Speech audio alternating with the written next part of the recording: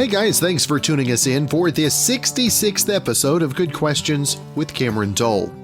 Special guests in this episode include from the upcoming series on MTV Deliciousness, comedian Tim Chantarangsu. We'll also visit with Ahmet Zappa about the new documentary Zappa about his father Frank.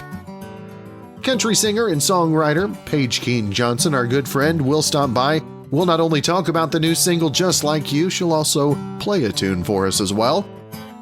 Also, country Christian artist and friend of the show, Zach Williams, he'll stop back by. We'll talk about his latest country release, Chainbreaker. And our final guest, the legendary One Name is All It Takes to Describe Her, Wynonna. She'll be on visiting about her new line, Harmony by Wynonna. Of course, if you would, please take the time to subscribe, drop a like, comment, leave some feedback, and share with your friends. Our first guest is a YouTube sensation, social media influencer, if there ever was one, and comedian. Got the brand new series premiering on Monday on MTV, Deliciousness, Tim Chantarangsu. First off, Tim, thanks so much for the time, brother. Oh, for sure. Thank you so much for having me. And you killed that pronunciation, by the way. Well, I had a good tutor. Now, Tim, going to talk this morning about the upcoming series Deliciousness. And, you know, I talked to Rob a couple times on Ridiculousness before I ever watched the show. And we got hooked in the last year during quarantine. So Deliciousness, give us a little insight into the new series. Well, yeah, like you said, you talked to Rob about Ridiculousness, and Deliciousness is it's ridiculousness, but it's all the great food clips of people like dropping food and setting things on fire, or you take something great like failed videos, and then you mix it like something beautiful as food, and then you really can't go wrong. It's a super fun cast. It's hosted by Tiffany Thiessen, or AKA Kelly Kapowski, of course. It's Angela Kinsey from The Office. It's Kel Mitchell from Kenan and Kel. And it's me. And, the chemistry of the cast is great. And we get to watch these hilarious food clips. And we riff and we make jokes and we tell personal stories. And I think it's like a really good show to just sit and laugh with the family. Now, Tim, coming into a show like this, one of the things I know that worked on Ridiculousness is that they'd known each other for so long, and there was that camaraderie, that friendship. How was that coming into on the first episode, if you will? Well, you know what? Here's the thing, right? When I first sat down to shoot Deliciousness, I was looking around, and for one, I was like, wow, I grew up watching all of these people in different times of my life on TV, right? From Saved by the Bell to Kenan and Kel. But then, as we began to shoot, it really felt like I had known everybody for a long time. But the chemistry was surprisingly really easy and clicked from the beginning. And I think that's why the show does so well. It's a good balance of, my energy, and Angela really brings this down south, almost like motherly energy, where I would say something kind of off the wall and she would side eye me or raise an eyebrow on me, and it's really funny. Now, Tim, how did you first get started in the social media age? How did you originally get into it? I mean, and how hard is it to believe the naivety that you had coming in, if you will? Well, it's funny because when I first started creating content online, I really, there was no such thing as influencers or really even social media. I was just putting things on this new website I found called YouTube, and I thought, wow, this might be a good way to get my face out there, because I really wanted to get into the entertainment industry, it just kind of happened by a happy accident. I started posting little stupid videos of me rapping or me doing impressions of people. And I was literally just doing it to make my MySpace friends laugh, and the more people began to watch, the more I thought, wow, this could really turn into something. So the more seriously I began to take it, and it really evolved into something that I did not expect. And it opened up a lot of doors for me to, get on shows like Wildin' Out on MTV, and now Deliciousness. Great. And the question I'm sure that has been posed to you before, it just goes with it, is food really that funny? You know what? Food in itself is not funny, but watching what these people do to food and what the food does to them is hilarious.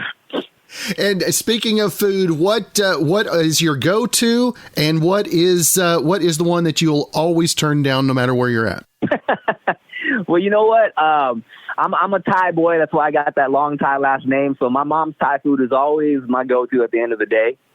And I also just love just a nice, fatty, juicy steak.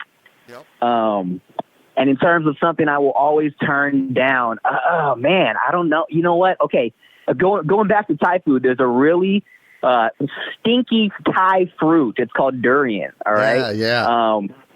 And my mom loves it. It's a super acquired taste. And but I just hate it. Can't stand it. So it's not genetically acquired? No, definitely not. Yeah, I've heard stories. I've never dealt with one, so I don't see myself ever purchasing one either. So I think we're safe there. But Tim, again, the new series starts Monday evening, 7 Eastern, 6 local time, and I want to make sure that folks know, if they don't already follow you, where they can keep up with everything you've got going on, social media, website, all that as well. Sure, you can just follow me on Instagram, Tim Chantarangsu, my whole name, if you can figure out how to spell it, and just watch Deliciousness December 14th. It's a great show. It's a great time, and I think you'll enjoy it. All right. Well, Tim, it's been great to visit with you this morning. I wish you continued success, a happy holidays, and hopefully we can catch up again in the new year. Hey, same to you. I appreciate that. Thanks for having me. Up next, we visit with Ahmet Zappa. We'll be talking about the new documentary available right now, Zappa. First off, Ahmet, thank you so much for taking the time. Thank you for having me. Hello, Oklahoma. And why was it, what was different maybe from Alex Winter's idea going into the documentary that maybe made you guys a little bit more open to the vision that he had? I would say that let me just tell you how it kind of came about to answer that question. So I had sat in many conversations with other directors, other people that had a lot of interest in making a movie, a doc on my father. My mother would bring me into these meetings, and there was many reasons why we never moved forward with other filmmakers. And Alex Winter, I've known for a while. He reached out, and so I set this meeting up between Alex and my mother. And it was really clear the level of trust, and Gail really believed in Alex's creative vision for the film. He made a sizzle, like a little mini trailer, and was really prepared and really spoke to from the beginning. He knew what he wanted to do, and my mother, who was really precious about all the media involved. And she was sick, and she had every intention of beating her cancer. But she dove in. She loved Alex's films. She believed in his approach, and I'm so happy that we started this journey together. Because for a while, it was my mother, myself, and Alex, and Glenn, Alex's producing partner, and the goal was for us to support Alex, to tell his story, warts and all, and to make an honest film. And I'm proud of the results. I get choked up every time I see it. And for you, is it obviously, like you said, he choked up the first time? How hard was it to finally agree? And I'm not saying that everybody's idea was different, but I know there's nerves going into what somebody's going to put up on the screen with your permission, right? Well, you take a leap of faith. You know the man, and again, it goes to Alex as a filmmaker. Alex had director's cut, so honestly, the goal. It is a big leap of faith, and you don't want something that I certainly did want to be involved in a project that felt, like we were trying to reshape or change the history on someone, almost like, propaganda or something, and I think that can happen when, if people that are close to the media, they can have a tendency to say, well, leave that part out. I don't want people to know about that, right? And that was not the approach at all. It was really, Alex, we believe in your creative vision. You have unfettered access, and and look, it took a long time to make the movie because we didn't have the financing, and there's so many complications that happened.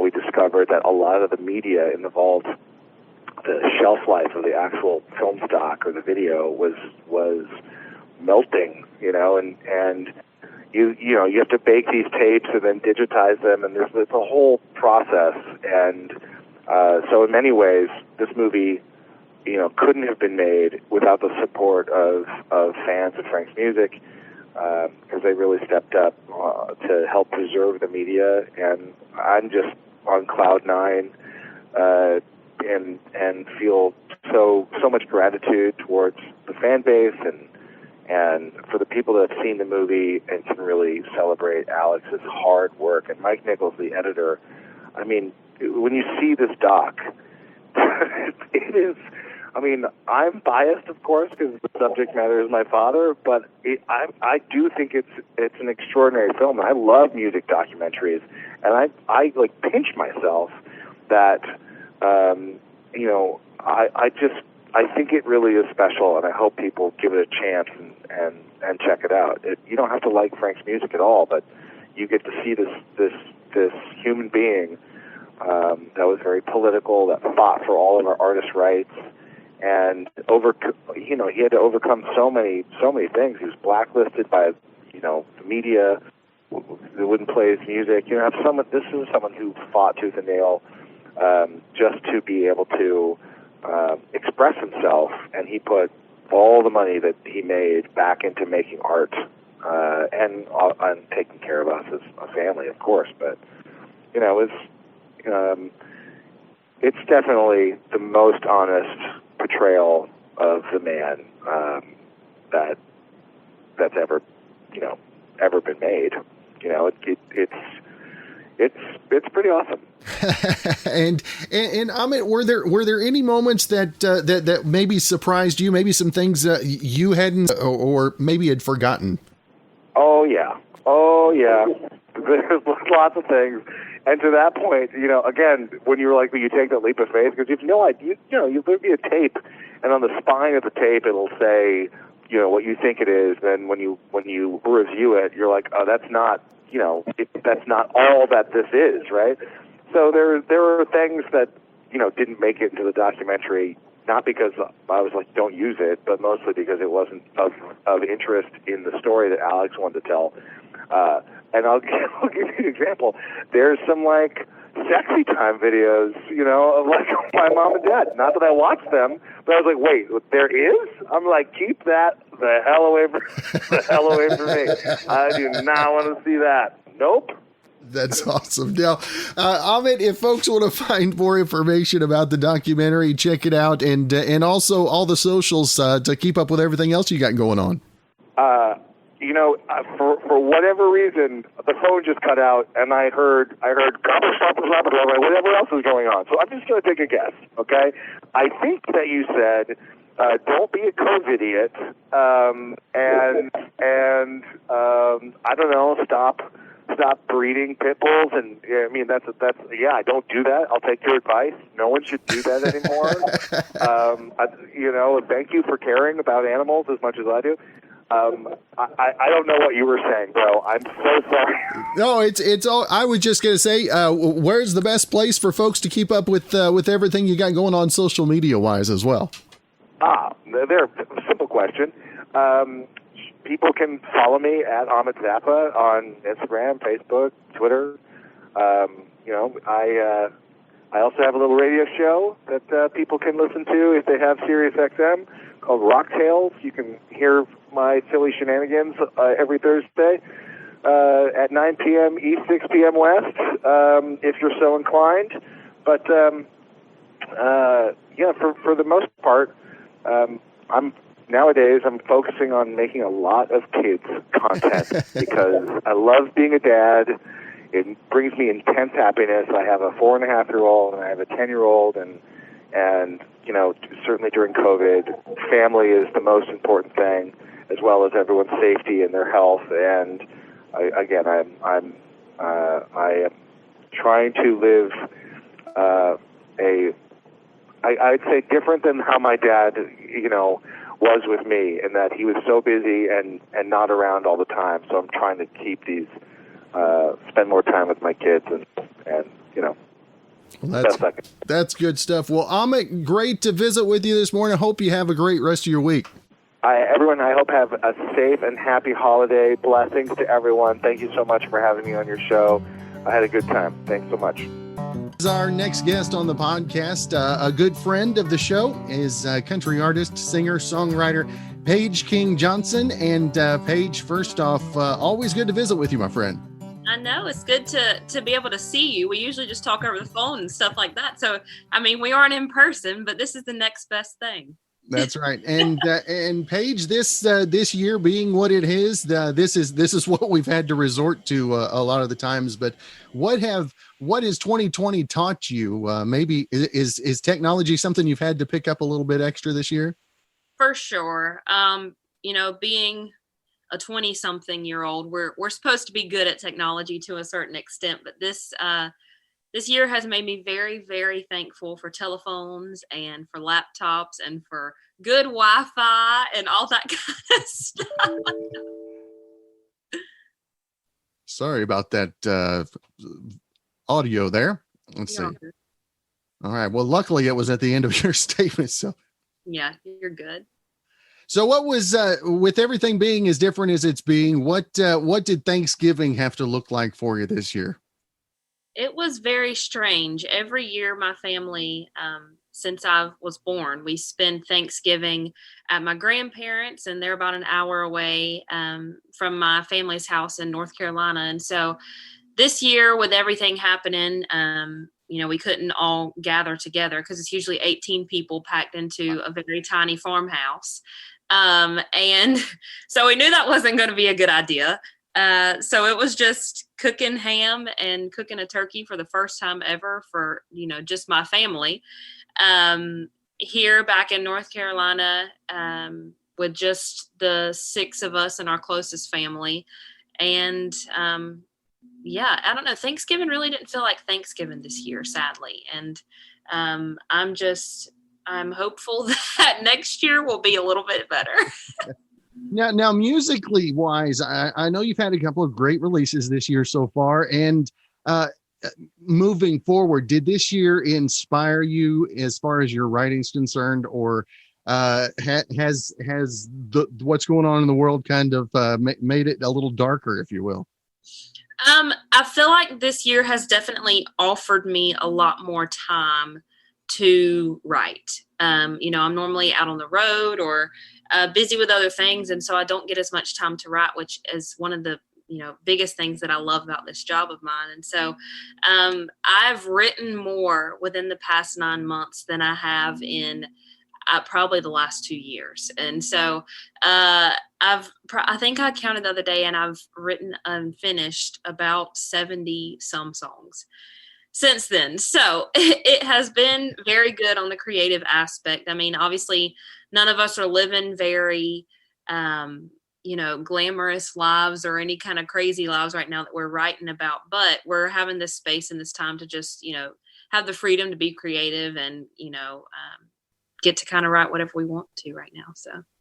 So we alluded to it a little earlier. Some pretty big news. I guess we're hoping this is probably in your eyes the best news of the year, right?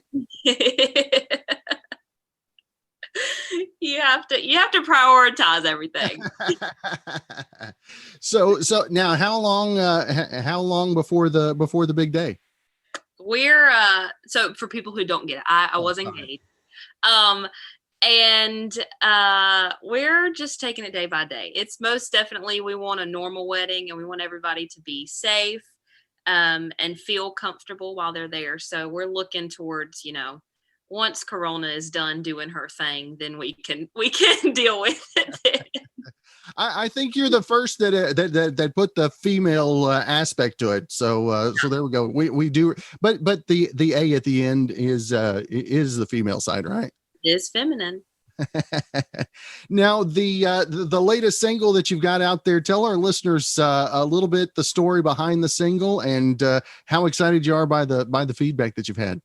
Yeah, so I had the idea for this song. It was in spring of 2019, and I kind of had some verses written down on my phone, and I went to one of my best friends that I actually met at college in Nashville, and we've been friends for many, many years. And I went to Reagan and I said, girl, I need help. I know this is a love song, and I do not do love songs. So I took her the verse, and we kind of played around with it, and we wrote the song in like 2 hours. It was one of the easiest songs that has ever come out. And we knew whenever we left that day that we had something special. As a songwriter, you write songs throughout the year, but every once in a while you'll leave and you'll know that you've got something a little bit different. And so I took it to my producer and I played it for him the next day, and he loved it. And we all just fell in love with it, even taking it into the studio and giving it a whole new breath of life in there.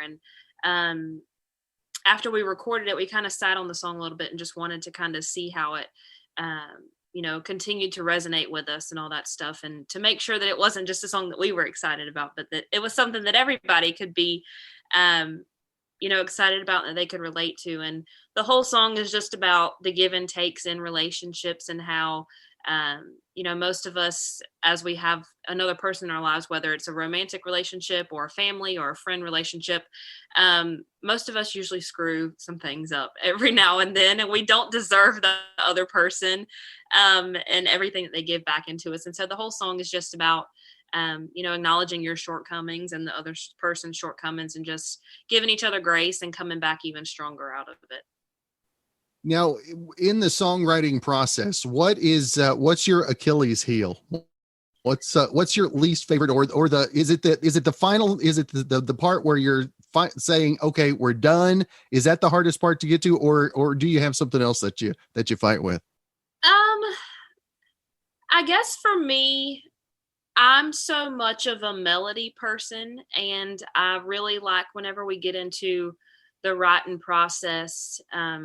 I like to know, how much space is going to be within the song, and if the song needs some space to breathe, and what it's going to sound like before I can really dive into lyrics.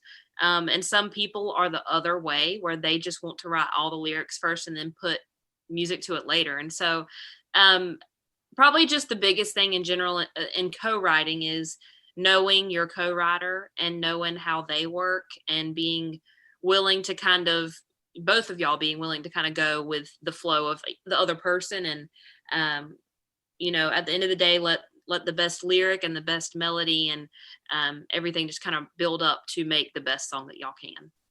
And I'm always interested in the songwriting process. I mean, I understand music, but the songwriting, that's something I never could grasp. Who has, songwriter wise, who has had the biggest impact on your writing style?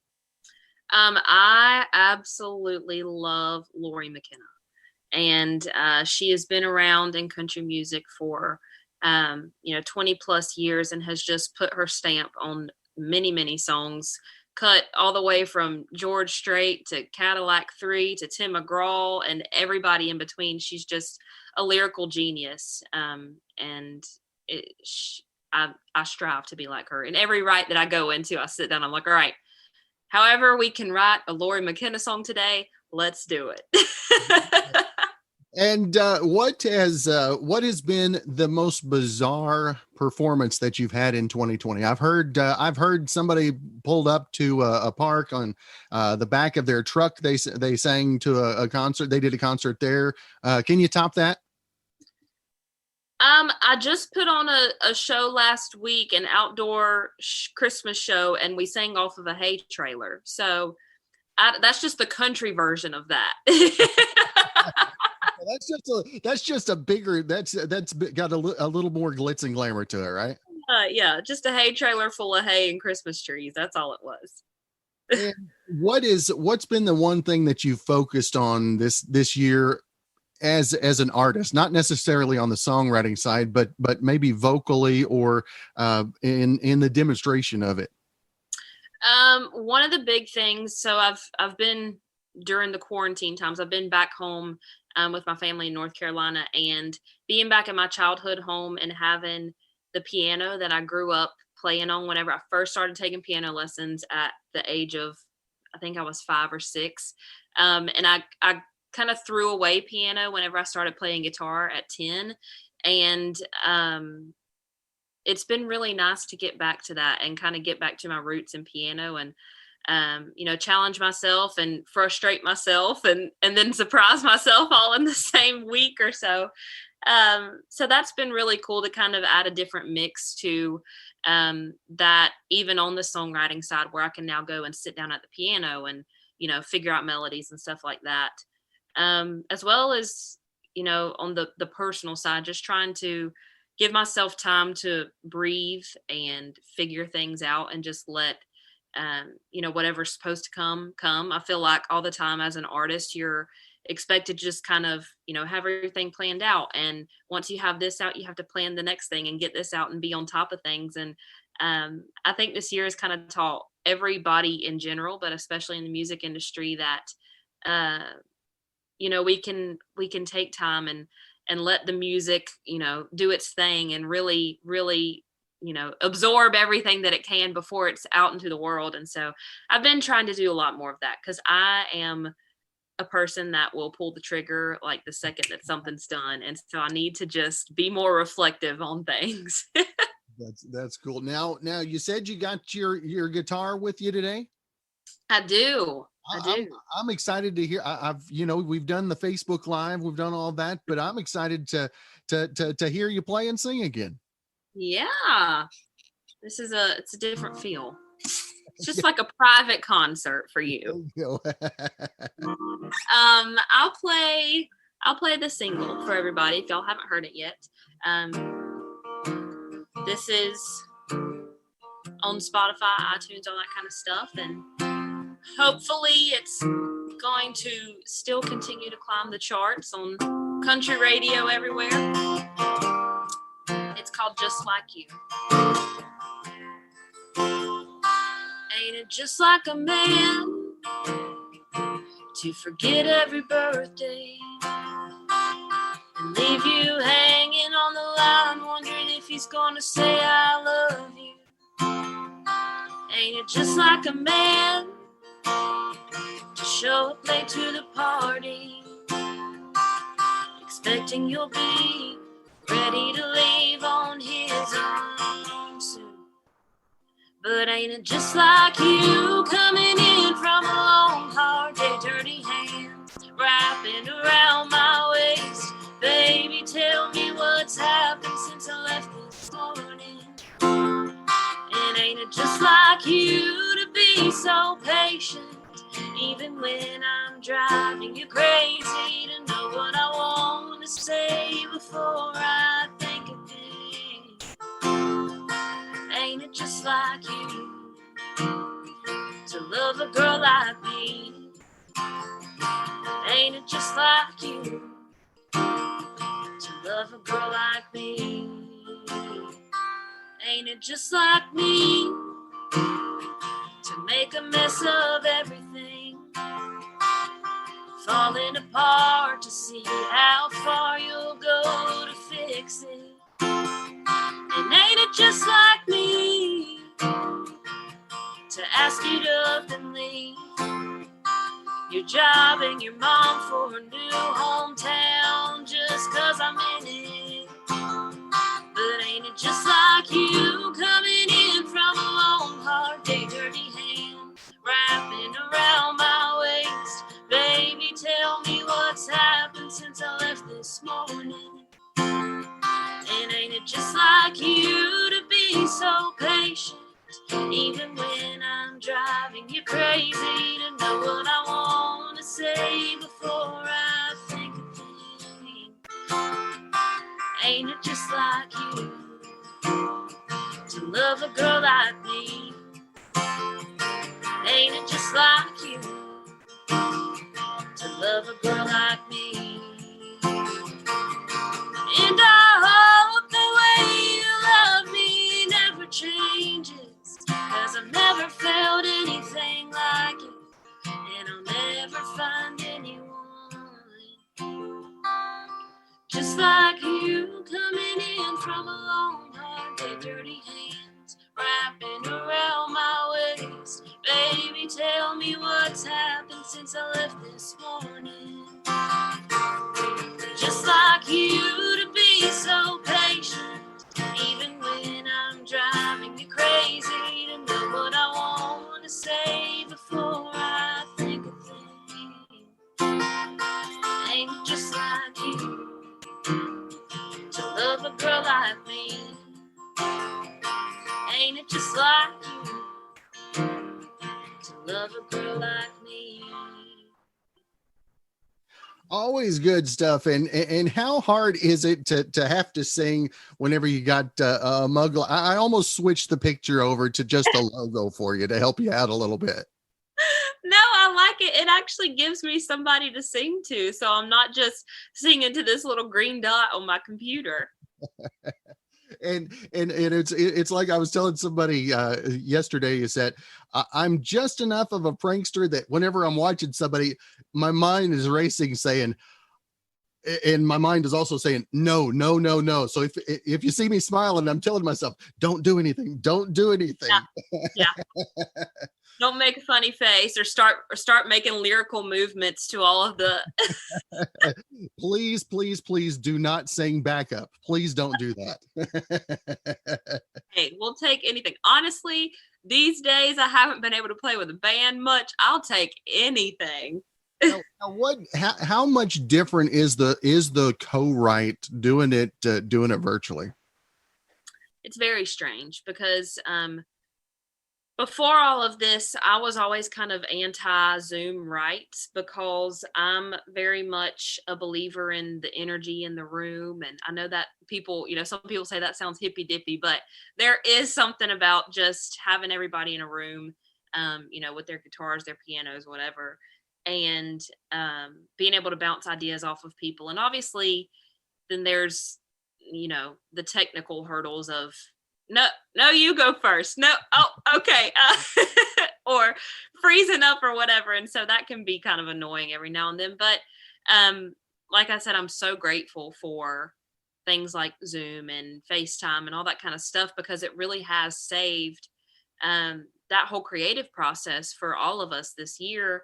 And it's taught all of us that we can get work done wherever we are. And so I really do feel like even after we get back out on the road, that a lot more writes and co-writes will happen, because Zoom writes have become such a prevalent thing, and we've all become comfortable with it. And see, I was probably one of the last to jump on to the Zoom thing. And I think one of the interviews we did before, they offered a Zoom, and I'm like, no. I'm audio only, audio. But then I got on a Zoom, and when you see the person's face, it makes all the difference in the world in a conversation. So absolutely. And even if I've done some podcasts too, where even if it is an audio only podcast, that they'll still want to do a Zoom, just because it creates that energy and that, back and forth between us. And it does. There's something about seeing the other person's face. and wondering, what are they thinking? No. You get and whenever you ask a question, the face that's given back to you, you're like, oh, that was not what they were expecting. Yeah. You can read all the social cues. That's good. Now, of course, if folks want to find more information, not only the single, all your music, the videos, upcoming tour dates, whenever those become available, where's the best place? My website, first and foremost, which is just paigekingjohnson.com. And it has linked to all of my social medias on Facebook, Instagram, YouTube. I'm not a TikToker, so if you're looking for that kind of content, I'm not your girl. But anything else, I'm right there, just Paige King Johnson. All right. Well, Paige, it's always great to visit with you. Good to see you face to face. And best wishes to you for the Merry Christmas and a Happy New Year as well. Thank you. You too, Cameron. Making a return visit on the podcast, Christian artist, country Christian artist, I guess, or just musician, singer-songwriter, Zach Williams. And Zach, good to see you today, my friend. Thanks, man. It's good to be here. Now, Zach, the first single released on country, did you have any anticipation that it was going to get the following and the feedback that you got? Well, you had to have a little idea working with Dolly, right? I was about to say, if anything was going to help, it was going to be Dolly Parton. So I really didn't know how the song would go, but we were pleased to see how well country music, embraced it. And it was just great to have a song on country radio. I grew up listening to country radio, and I've always loved it. And so for me to be able to have music, in Christian genre and country, it was great. Now, obviously, faith is huge in your life and the ministry of the music that you have as well. And how cool is it to be able to share that faith that so many folks need, especially right now? I think anytime you have a song that can reach an audience that you typically wouldn't reach, it's always it's a plus. It's a blessing for me. And I think, There Was Jesus, just the message behind that song couldn't have been any more perfect for 2020. For me, when I wrote it, I was looking back on the last years of my life. And I think, the message in the song, people will look back on 2020, years down the road and say, hey, maybe we didn't see it in that moment, but God was doing something there. And I believe that. And so I think anytime you get a chance to share that message with you, it's great. And the new single, Chainbreaker, I've known this one for a couple of years. Several folks have. This one kind of brought you on the scene. And man alive, how cool is it to bring this to a whole new audience now? I think that's awesome. It's to be able to see this song have a new life, for people that have maybe never heard the song to get a chance to hear it now. I remember when I recorded it, as a new Christian artist and thinking, this song sounds too country for Christian music, and then Christian music embraced it in such a big way, Now I hope that, obviously I think there's a lot of fans out there in country music that listen to Christian music as well. I know for myself, I switch back and forth all the time listening to music. And so, yeah, I'm just excited to see how it's going to respond and how people are going to, connect to it.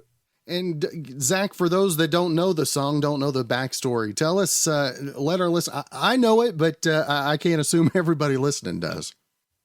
Well, I would say now it's been about 8 years ago. Me and my wife were going to a church in our hometown in Jonesboro, Arkansas, and my wife got involved in a prison ministry, and she had gone on several of these prison trips, and she had kind of shared her story of just kind of what God had done in our life with these women at a prison. And I remember her coming home one night from one of these trips, and she told me, she was like, you've got to go the next chance you get, take your guitar, play some of these songs, share your story. And I kind of was like, no, that's really not my thing. And she went ahead and she signed me up anyway. And so I went ahead and went, and what I experienced that day was something I'd never been a part of, never experienced in my life. And so fast forward to about a year and a half later, I'm in Nashville. I've been writing songs all week, and I sat down in a room with a couple of people, and I just was kind of sharing that story of like what I saw God do when we started playing these songs in the prison and sharing our story.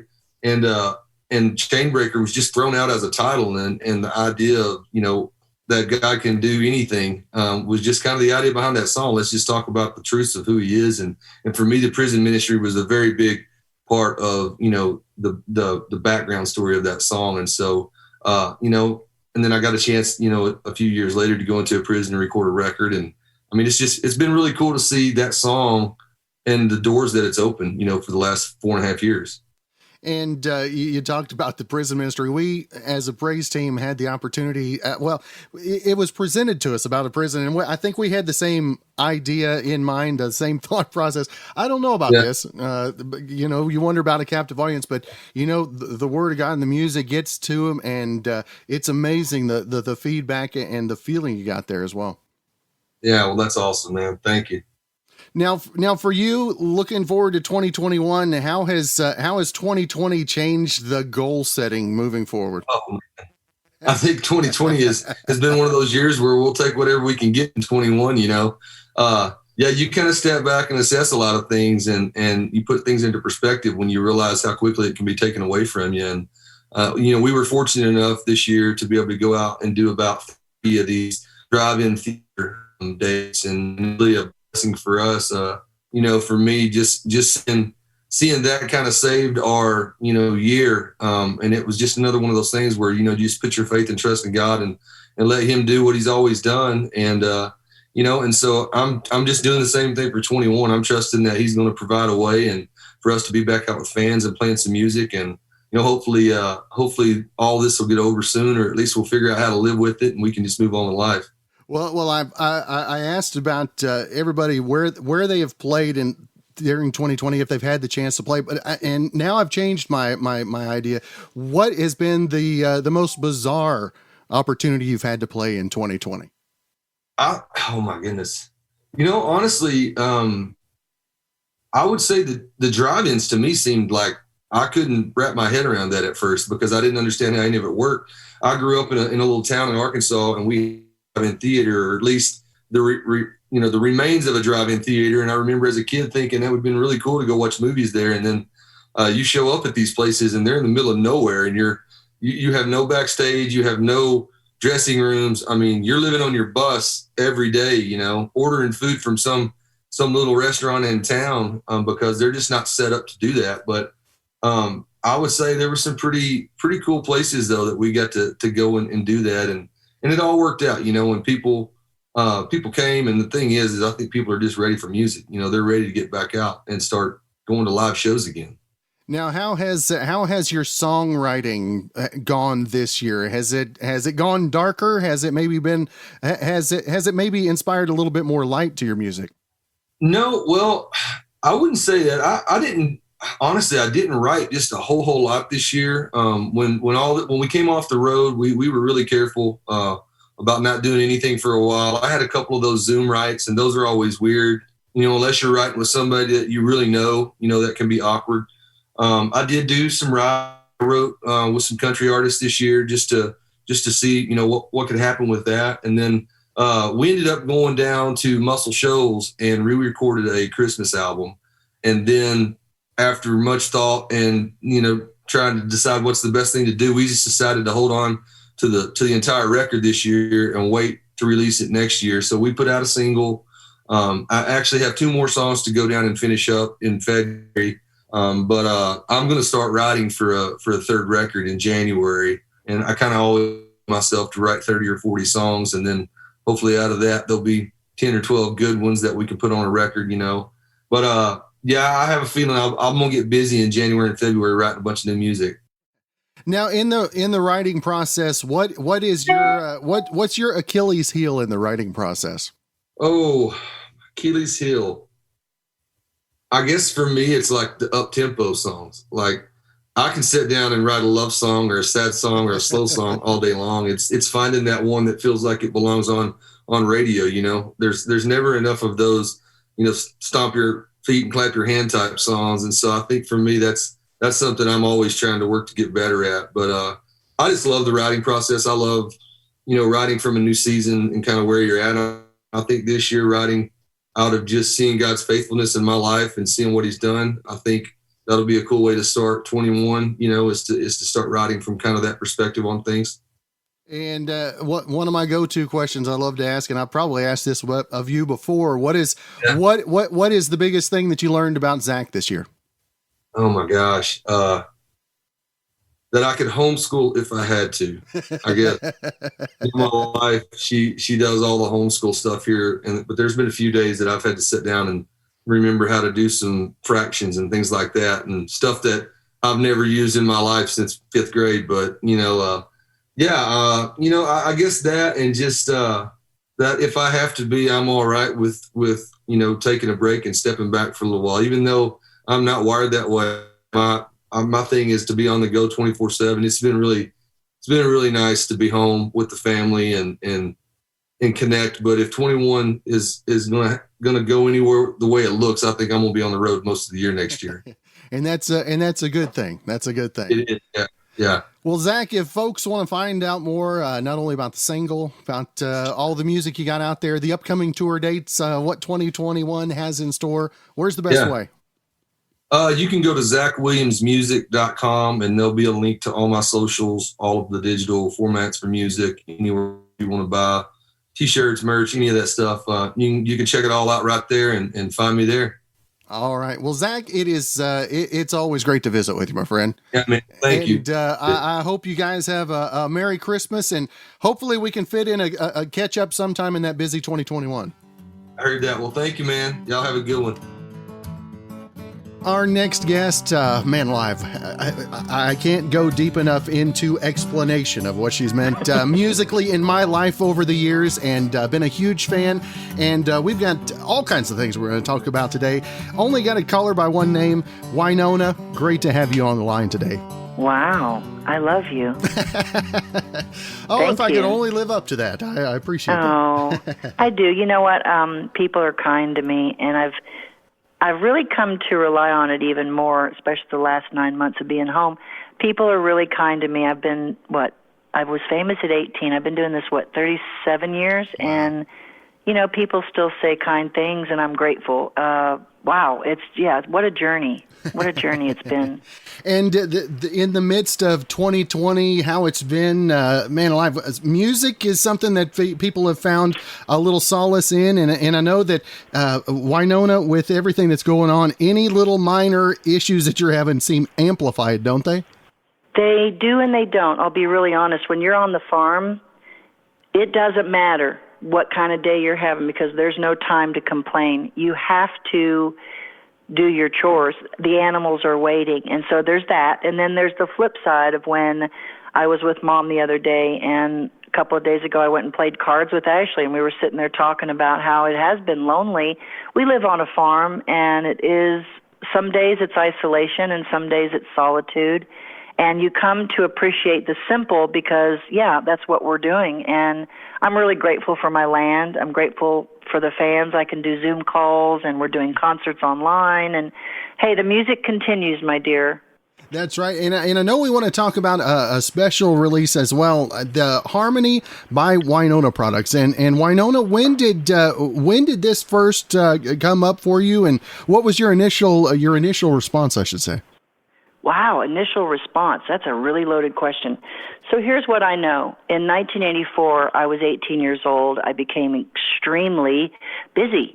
I was, famous.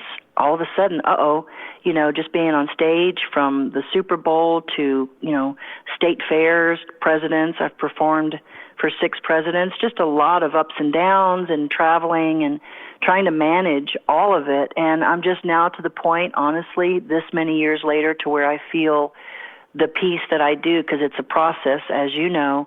I think it really amplified when I came home in March the 14th. I unloaded the bus for the first time in 25 years. And I found myself months later literally looking outside, looking up to the sky and singing words that were from the depths of my soul, just sadness and just my friends, my family, my band and crew, just everything. And I just said, God, what can I do? And the thing I got, the resounding, take care of you. Because if you don't take care of you, that whole thing of there's no me in team, well, it's time. And so I started on a journey, and I'm dialoguing with the fans via Zoom, and I'm just talking about the process. And you have it too. You wake up, you try to do your best and, get through your day. And I have found that I don't want to rely on medication, conventional. And I started down this road with a friend of mine. I said, I need something to help me so I don't end up a statistic. And here we are. The CBD oil has been a blessing to me, and I teach my fans through my experience of, just if it works for me, and it has. And so I'm just sharing my story with others. And obviously the CBD, the first question is, how can you be sure that it's CBD and not the THC? I know that's one of the big stigmas that everybody has, Sure. Has a concern about. Well, I hear you, and I understand, and this is what I tell everyone that I talk to, whether it's, music or something like this, you really have to do your own research. I'm a researcher. I have been since I was a kid. I don't just, even the Bible I question, and I'll ask people questions, and, I believe in really, really studying and paying attention. Wynonna.com, you can go on there for, anything musical, and now you can go on there and you have to do the research yourself and find out if it works for you. I know for me, as a person in recovery, the healing process does not include THC. It just does not, and that's my personal story. Everybody's different. For me, this is something that I feel good about for me in my body, and if it works for you, absolutely. I am not a doctor, and I don't claim to be, but I tell you one thing, I was on medications I don't want to be on, so I'm alternative. That's just my story. And look, I don't have the answer for everything. I do know this. I feel peaceful. And that, for me, is a blessing because the roller coaster ride of the music business right now is really intense. And you talked about the roller coaster ride, and has 2020, as you've had a chance to sit back and reflect, what has maybe been one of the aha moments that's been recollected to you this year? Okay, I'd say top two. One of them has been, if I never sing another note again, I'm at peace with knowing that I've done my best, and I know that. I know that I can say that. It's been a process, trust me. And number two, I've realized from watching documentaries and studying the Word and just my own journey is that I got really distracted at age 18 with the keeping up with the expectations and the fame and just the fortune and accountants and all the stuff, that it's now about being an artist. It's not about being famous. And I think that's interesting because at my age, everybody's going for likes and follows and, look at me. You know what? I just want to sing. And I think the aha moment came with my last project with my husband. We have an EP on Spotify, and I'm listening to the music, and it's live, and it's just my voice, and it's imperfect, and it's just me being real. And I said, thank you, God, that I'm in a place in my life where I can be me, and I don't have to work for somebody else's approval. And I think that's cool because I don't worry about being famous, and I just want to play music, and that's cool. And when you look back and folks come to you and talk about the inspiration that you've been to them in their lives, and you think about the ups and downs that you've gone through, I mean, how much does that maybe reassure your faith in the bigger plan in your life? Well, what do you mean in terms of? Just specifically, just how it makes you feel on a personal level whenever folks, that you've touched lives. I think knowing that I've made a connection. Look, I sung at a prison in Vegas. I've sung for the president. I've sung for 6 presidents. I've sung for the least of these, the people at a funeral, the haves and the have-nots. I've always been on the front line. We sing in war and in peacetime. Musicians are not. We don't discriminate. You can be an atheist and still come to my show. There's no, check your ID at the door. We just say, hey, come one, come all. I think knowing that I've been and I've made a difference in someone's life, is that a groove? I think music prepares the heart. In church, we start with music to open up the heart so that the word can seep in and hopefully change lives. I know that I'm not the higher power. There is a higher power. I'm not it. But I tell you one thing, I can sing, and I'm grateful for my gift. So, yes, it has made the difference in my life when I've had my lowest of lows and the highest of highs. Now, as a musician and songwriter, has this year been inspiring for the music, or has it been a little harder to find that inspiration? It's been a devastatingly beautiful time. I have been to the mountain top as well as in the valley of the shadow of death. I have been literally the high and the low. Because I'm an artist, I feel all of it. And yeah, I literally buried a dear friend who died of cancer, and then I'm literally next week going to get to sing with my mom for the first time in 5 years. And yeah, it's the best and worst of times, and music reflects, country music is real words for real people in the real world. We tell a story. We tell you about the good and the not so good, and that's what country music is. So it's raw and it's real, and it's getting more so because we're taking off the veneer, And of all the songs in the catalog, even maybe an unreleased one, what is the one that you've been relying on here maybe the last couple of weeks that's kind of helped you out? Wow, that's really interesting. I have several because I'm definitely I'm really sassy. I'm tough and I'm tender.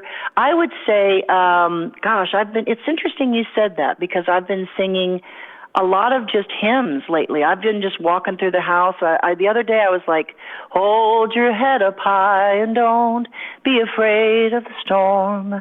Walk on. And I count myself singing that. And then I'll walk into the next room and I'll sing something. It just comes from the deepest part of me. I don't know. I think with the Judds, I've been singing Love Can Build a Bridge in my head some because, hey, we need love. God knows. And then I'll turn around and sing the blues. So I'm a combination of a lot of different things. That's good stuff. Now, again, the harmony by Wynonna. We want to make sure Wynonna, and make sure and let folks know where they can find more information about that, and also the other stuff you got going on as well. Yeah, Wynonna.com. I'm global, baby. Well, you know what? I love people and I love music. And on the 20th, I'm going to do a Christmas show. I think the fans pay $10 or something. It's really simple. And it's just, music will always be a part of people's lives. And I'm so grateful for that. It's like no matter what number I'm at on the charts or whatever the heck, this is people that have been in my life since I was 18. And I'm really, really looking forward to the next project and getting back out on the road, of course. And until then, we're here on the farm, from the farm to you kind of thing. So that's good stuff. Well, Wynonna, like I mentioned earlier, a huge fan for so many years. I truly appreciate your time. Wish you the merriest of Christmases, and hopefully we'll catch up again in the new year. Yes, God is still good. Again, thanks for tuning us in for this 66th episode of Good Questions with Cameron Dole. If you ever have a comment, question, or anything else you'd like to know, you can find me on Instagram, Twitter, and Facebook, all at GQwithCam. If you'd like to help out in the funding for the podcast, feel free to click the support tab and follow the instructions. If you have a special guest in mind, you can email me, gqwithcam@gmail.com. Again, every episode I like to say thanks to our good friend Brandon Allen. He puts the tunes underneath of Good Questions. We appreciate that, and we're going to let him play us out as we will be back with episode number 67 coming up tomorrow.